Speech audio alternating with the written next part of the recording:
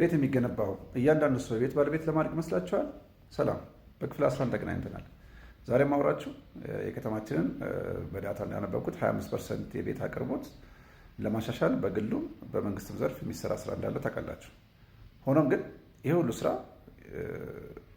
ዓላማው እያንዳንዱ ሰው ወይ ደግሞ ነዋሪውን የቤት ባለቤት ለማድረግ አይደለም። በአንጻሩ ቤት በተገነባ ቁጥር በቀላሉ ልትከራዩት የምትችሉት ለተለያየ አገልግሎት የምትጠቀሙትን ነገር ማቅረብ ነው። ለምሳሌ ውሰድና የምትኖሩት በተለያዩ የከተማ ጫፍ ላይ ነው ልበል፣ በምዕራብም በምስራቁም። ለምሳሌ ጣፎ፣ አያት፣ ሰሚት የምትኖሩ ሰዎች ወደ መሀል ከተማ በስራም በምንም አጋጣሚ መኖር ብትፈልጉ ወይ ቢኖርባችሁ በቂ ቤት በዚህ መሀል ከተማ ላይ አለ ወይ ነው።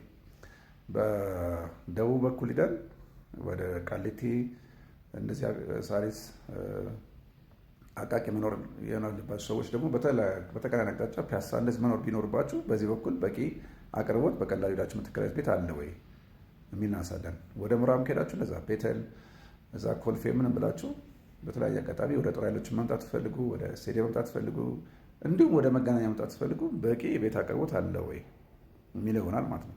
ስለዚህ ከዓለማት የምንረዳው ከተለያዩ ዓለም ሀገራት የምንረዳው ቤት ይገነባል ነው እንጂ ሁሉም ሰው ቤት ባለቤት ይሆናል ማለት አይደለም። ቤት የሚገነባው ለገዢም ለተከራይ አቅርቦት እንዲኖር ነው። የገዛ ሰው እንደ ሀብት ሊይዘው ይችላል፣ ግን ተከራዮች መጥተው ያን ቤት ይጠቀሙታል ማለት ነው። ያን ለማድረግ ግን እስካሁን ድረስ ከተማችን ያላት አቅም 25% ብቻ ነው። ገና 75% ያልተነካ ፍላጎት አለ ማለት ነው። ግን ያ ሁሉ ማለት ቤት ይገዛል ማለት ግን አይደለም። ሊገዛም ግዴታ የለበትም። ግን ብንከራይ መቀየር ብንፈልግ ከአንዱ ወደ አቅጣጫ ብንሄድ እንዳልኳችሁ ከጫፍ ከተማዋ ክፍል ወደ መሀል መምጣት ብቻ ሳይሆን ከመሀልም ወደዛ ተቃራኒ መሄድ ቢፈለግ ከምስራቅ ምዕራብ ብትቀያየሩ እንደዚህ ቤቱ አለ ወይ ነው። ይህን ለመረዳት በቀላሉ በእናንተ በጎረቤታችሁ፣ በቤተሰብ፣ በጓደኛ እዚህ ቦታ ቤት ፈልጌ አጣሁ ሲል ትሰማላችሁ አይደለ? ያ ማለት ቤቱ በቀላሉ መገኘት ያልቻለው ፕላትፎርሙ ስላልተፈጠረ ወይ ደግሞ ለክራይ የሚሆናችሁ መረጃ ስላጣችሁ ብቻ አይደለም።